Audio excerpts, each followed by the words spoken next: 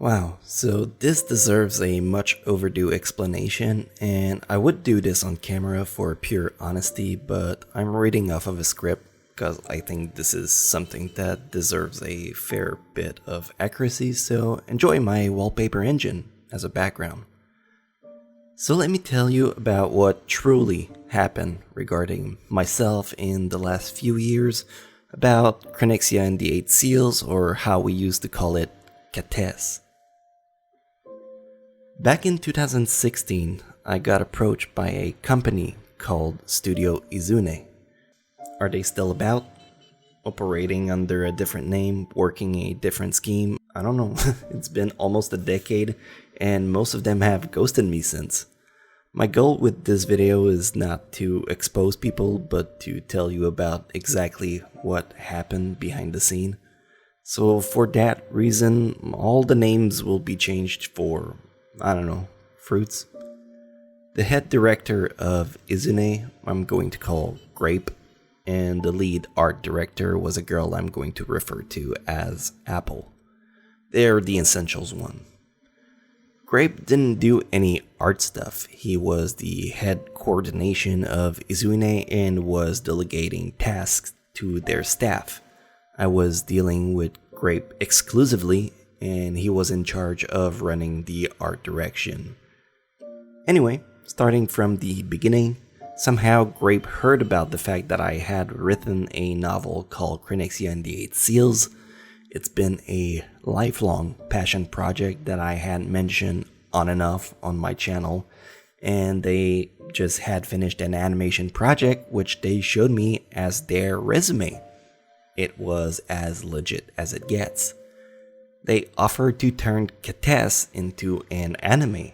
Me, an ambitious up-and-coming anime YouTuber. Of course I was thrilled, but I clearly couldn't finance such a big endeavor on my own, no matter how exciting this was. So I did what every YouTuber do.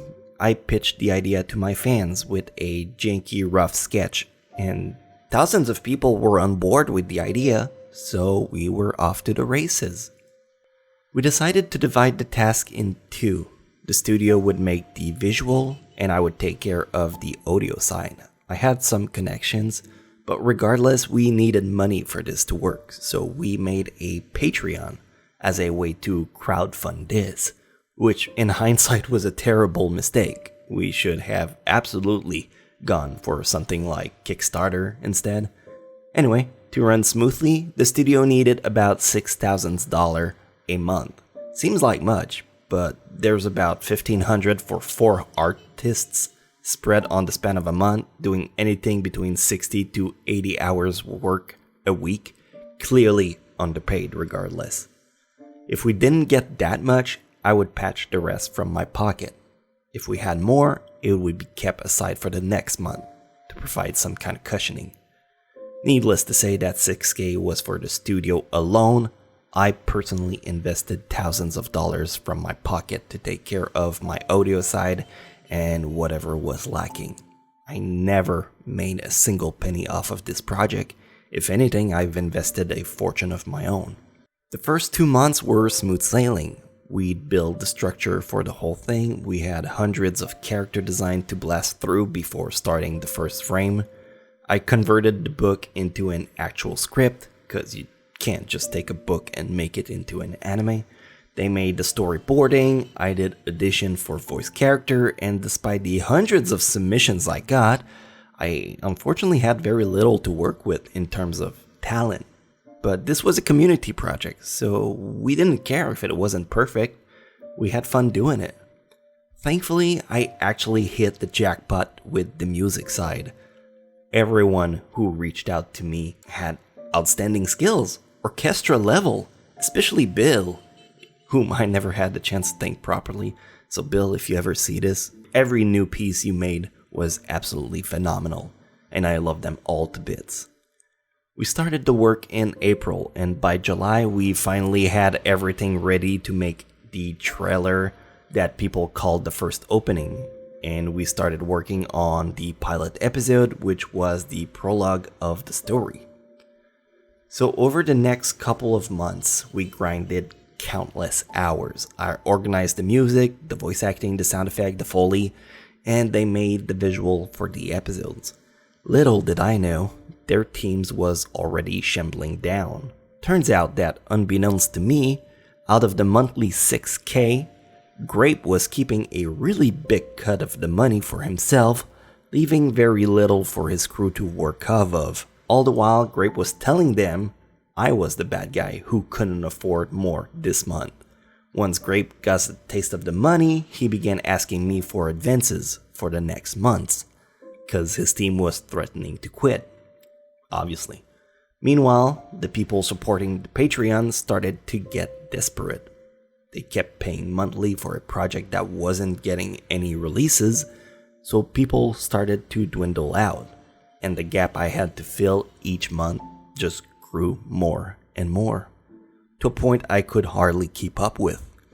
Not wanting people to think I had scammed them out of a huge sum of money, I just kept pushing for a release that, without a doubt, was getting rushed.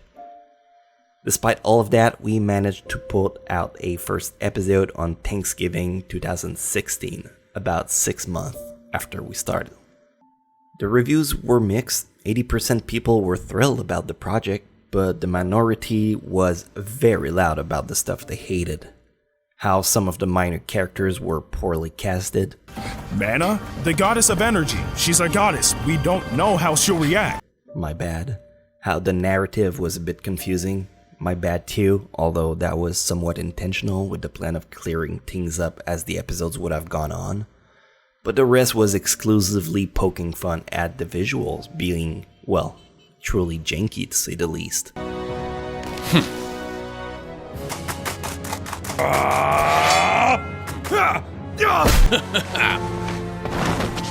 Peasant.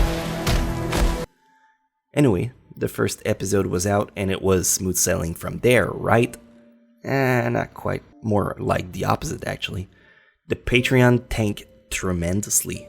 The staff under Grape started to quit left and right, but again, that was all smokes and mirror to me, because I only dealt with Grape, and Grape kept telling me that everything was fine. He gaslit me for 2 years, and every time I would threaten to cut them off, the next week he would come up with a bit of new progress made by Apple, his shining ace in the hole. But I was blinded by redemption. In for a penny, in for a pound. I didn't want episode 1 to be what people remembered me for, so we somehow scraped somewhat of an episode 2 together, which was leagues better, but the lack of consistency, me catching onto Grape scamming me, and coming to the terms that this wasn't going to get done with the team kind of brought everything to a halt. Eventually, I managed to get in touch with Apple herself, who told me about her side of the story and confirmed my suspicions. I still have all of the PayPal receipts of all the money I transferred over the 2 years, and it killed me to look at them. Happening at the same time was when my wife got pregnant, and our group of friends, the anime club, or whatever we used to call ourselves, Akidiras, Joey the Anime Man, and Lost Paws, kind of all split apart. I had lost thousands of dollars on a lifelong passion project, lost my friends, and this weird stigma that I was robbing people slowly canceled my channel, killed my views, and me at the same time inside.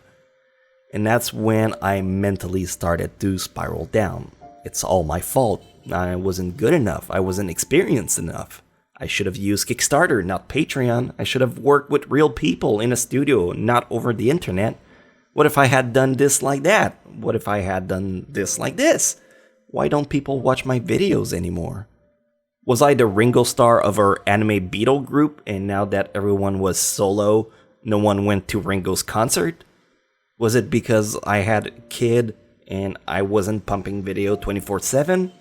Was it the algorithm, the demonetization? Was it out of spite people didn't like my content anymore? My brain was on overdrive at all time. Until I had my breaking point at Anime Expo 2018 last year. Every year I would get invited to conventions. It was the usual. I would go to about 5 or 6 a year. I would meet fans. I used to love doing that. AX was always the biggest, and it was the yearly gathering where all the YouTubers would hang together. That summer, in 2019, in Anime Expo, the biggest North American convention with over 100,000 of people, I had one signing throughout the whole event, and no one showed up. And it crushed me. I broke down crying and sobbing in a hall away from the crowd. Aki and Connor came to me to try and cheer me up, but at this point it was months worth of repressed sadness, anxiety, stress, and burnout overspilling all at once. Me wanting to provide for my family doing this job that I love so much, wanting my career to not blow up in flames, the loss of my friendship with everyone that was beyond my personal decision, where we could barely be seen together without creating a chaos of where's the other one. So at that point, they'd rather avoid doing collabs altogether to not deal with this backlash. My friend Aki, Joey, and Noble were thriving, and I was genuinely happy for them, but a part of me hated it. I've had mentored them and helped them bloom into successful YouTubers. And sure, there was absolutely reciprocity in there. They would help me too. But why was I the only one casted to the shadows while they could keep going on like nothing ever happened? I became resentful and bitter inside, so I started going to therapy, and I like to think I'm much better now. I've never stopped enjoying making videos, and while I may not still be getting the number of views I used to, I've came to terms with it. I've been tying my worth as a person to my success, and when it all crumbled, my self-worth went along with it. It really sucks for Kates. I'm sorry I couldn't deliver on the promises I made. I'm sorry if you hated me, because I assure you, the hardest critic of all was always myself. So where does that lead me off in regards to everything? Well, since then I've built the skeleton for a brand new opening, but I don't ever see it being more than that, just a one-shot opening, if it ever gets finished, that is.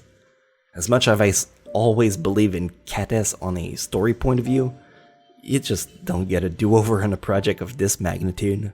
What's my other option at this point? Well, either a webtoon kind of comics / manga if I can ever partner up with someone serious and reliable that can draw consistently on my behalf, or my other idea was to make some kind of live 2D visual novel, but as a YouTube video.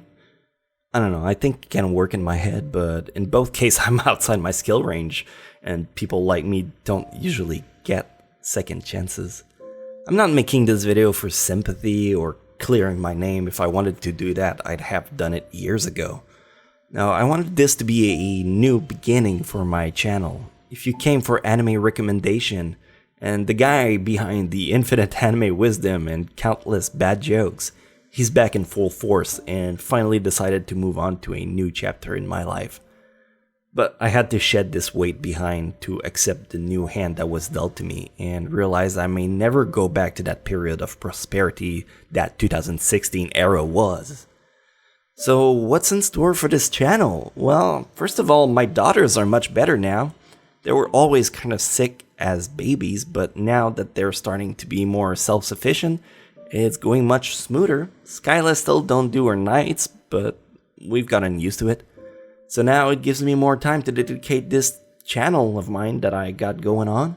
There's a lot of new ideas I want to try out, but if anything, just more content in general. Going back to weekly top 10s on Fridays, some kind of anime related news show on Mondays, live streaming on Tuesday and Thursday, either game related or stuff like Anime of the Week or Guess the Anime Alive. And a random video in the middle of the week with more collabs with people, old ones or new ones, and just hopefully a better pace all around. I may never be able to bring back the Beatles, the anime Beatles, but maybe we can make something different together, and I hope you'll want to be a part of it. I don't usually make these update videos, but this was severely overdue. Truth be told, I've been scared of criticism and backlash my entire life. I don't deal well with drama. It makes me wince physically. I've always wanted to make people happy, even if it's just a little bit. So yeah, TLDR, hindsight is 2020. I'm sorry, I didn't live up to expectations, either yours or honestly simply my own expectations. I wanted it so bad, and I clearly didn't have the knowledge nor the experience to tackle such a big endeavor. But if anything, I think I've learned and grown as a person thanks to it. Thank you for still giving me a chance. I hope how little it was, it still brought you excitement or inspiration.